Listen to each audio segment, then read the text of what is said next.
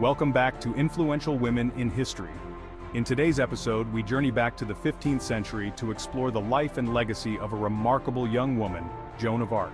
A peasant girl who defied the odds and became a national heroine of France, Joan played a pivotal role during the Lancastrian phase of the Hundred Years' War. Join us as we uncover her incredible story of faith, courage, and resilience. Joan of Arc was born around 1412 in the small village of Domremy, located in northeastern France. The daughter of Jacques d'Arc and Isabelle Romée, she grew up in a humble peasant family during a tumultuous time in French history. The Hundred Years' War was raging between England and France, leading to instability and suffering in the region. From a young age, Joan was deeply religious and often experienced visions and voices that she believed were sent by saints. These spiritual encounters would profoundly influence her life and propel her towards an extraordinary destiny.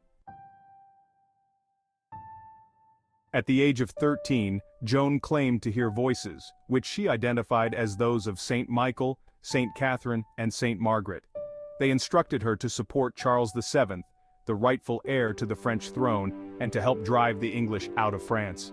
This calling filled her with a sense of purpose, leading her to believe she was chosen by God to save her country.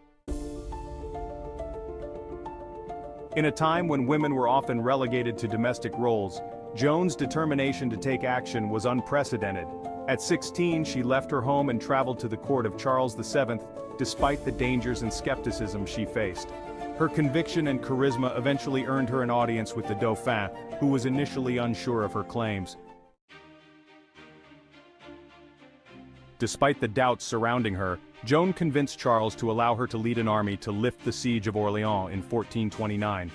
Clad in mail armor and carrying a banner emblazoned with religious symbols, she inspired the French troops with her unwavering faith and fierce determination.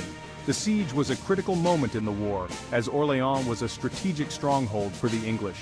With Joan's leadership, the French forces launched a series of successful attacks, culminating in the lifting of the siege on May 8, 1429. This victory was a turning point in the Hundred Years' War and ignited a wave of national pride and hope among the French people. Buoyed by the success at Orléans, Joan persuaded Charles VII to move forward with his coronation in Reims.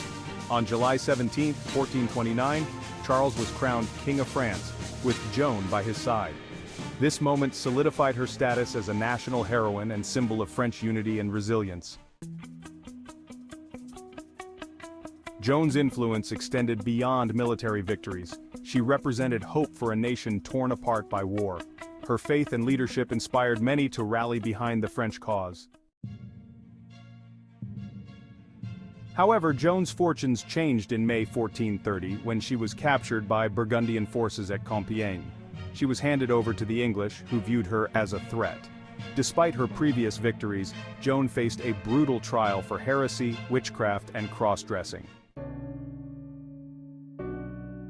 On May 30, 1431, at just 19 years old, Joan of Arc was burned at the stake in Rouen. Her final words were a testament to her faith as she called out to God and expressed her love for her country. However, her martyrdom only solidified her legacy. Years later, in 1456, a retrial declared her innocent of all charges, and she was canonized as a saint by the Catholic Church in 1920. Joan of Arc is now recognized as a symbol of courage, faith, and resilience, inspiring countless generations around the world. Joan of Arc's extraordinary journey from a peasant girl to a national heroine is a powerful reminder of the impact one individual can have on history. Her unwavering faith, bravery in the face of adversity, and dedication to her country have made her an enduring figure in history. Thank you for joining us for this episode of Influential Women in History. Don't forget to like, share, and subscribe.